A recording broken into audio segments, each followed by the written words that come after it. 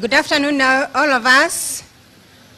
Yes, our chief guest, Deputy President of the Republic of Kenya, His Excellency Honorable Rigathi Gachagua, Cabinet Secretary, East Africa Community, ASALS and Regional Development, Principal Secretary, Economic Planning, Principal Secretary, ASALS, Governor Kilifi, Governor, all other governors present, all protocols observed, distinguished guests, ladies and gentlemen.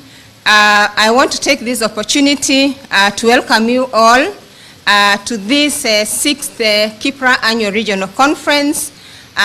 It has become our tradition to hold conversation on identified policy issues at this period of the year. This in fulfilling Kipra mandate to provide a platform for engagement of stakeholders on key matters to do with policy and development issues. I want to appreciate the county government of Kilifi first for warmly welcoming us and giving us a green light to host this conference in the county.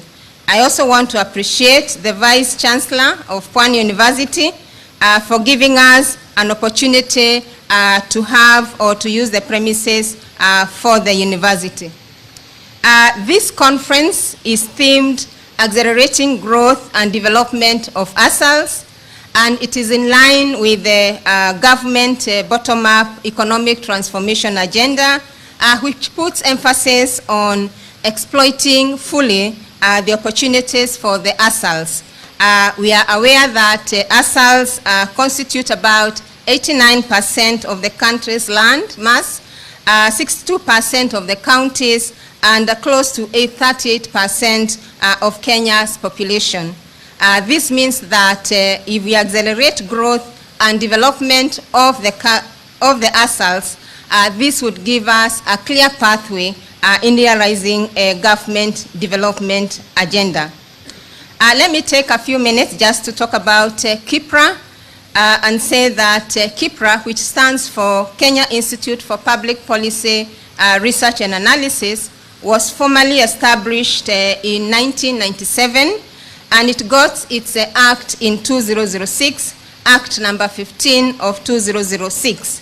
The main mandate of Kipra is to strengthen public policy making process in realization of the national development agenda.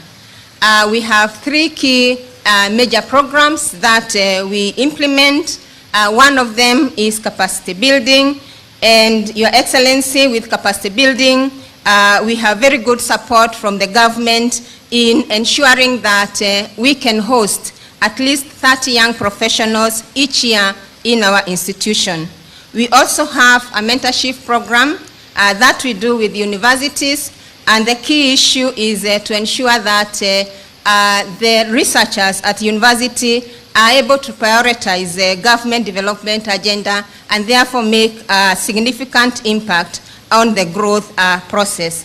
Finally, we have also a few commercialized programs that we do to ensure that each stakeholder is able to get a touch on public policy process. The second program that we do is on public policy research and analysis. And under this program, sir, we do a lot of research on economic policy, cutting across all the government ministries, and our research departments, 7 of them, actually mirror the government ministries. We publish each year our flagship report, the Kenya Economic Report, which is a statutory report that we prepare guided by a specific theme. And sir, our Kenya Economic Report this year, 2023, is actually focusing on matters to do with the bottom-up transformation agenda. Finally, we have the program of engagement and networking, and through this program, that is why we are here today with the Kipra Annual Regional Conference, but we also have other forums, including the Kenya Think Tank Forum, And currently, we are also running a Youth in Climate Action program, which we have found very important, engaging the youth in thinking about their future by taking care of the climate.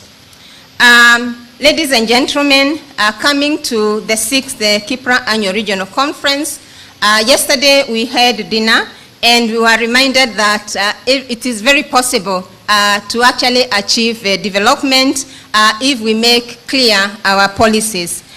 Thus, for this conference, we want to provide a forum where policymakers, implementers, data users, data generators, and other stakeholders in the public policy space are able to work together, exchange views, and look at economic opportunities that can attract investment in the ASAL counties. In addition, we want to market opportunities for investment so that we can boost economic activities in ASALs. In addition, we have youth. We are engaging youth. We have a youth parallel program that is going on for the first time in 3 days. And with this program, what we are looking for is how the youth can appreciate their role in the development process, and they can share areas that we can exploit in ensuring that there is employment and their job opportunities are exploited. In the 3 days that we are here, this is the second day, sir, we are looking at various areas so that we can holistically cover various aspects that we can exploit in ASALs. And the first thing we are looking at is a transformative economic system in ASAL, looking at how we can maximize welfare of those in arid areas by exploiting profitably pastoralism. Also accelerating infrastructure, because we know that when you have infrastructure, you actually expand economic activity. Promoting human capital, we realize that among all the factors of production, human capital is very, very critical, and it dominates all of them.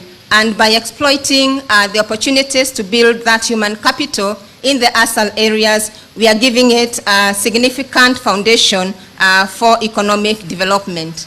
So, even in the better, there is a focus on creative economy, and we're actually looking at creative economy and tourism, knowing that ASALs have a rich culture that is displayed in different aspects, including cultural events, museums, archaeological sites, among others.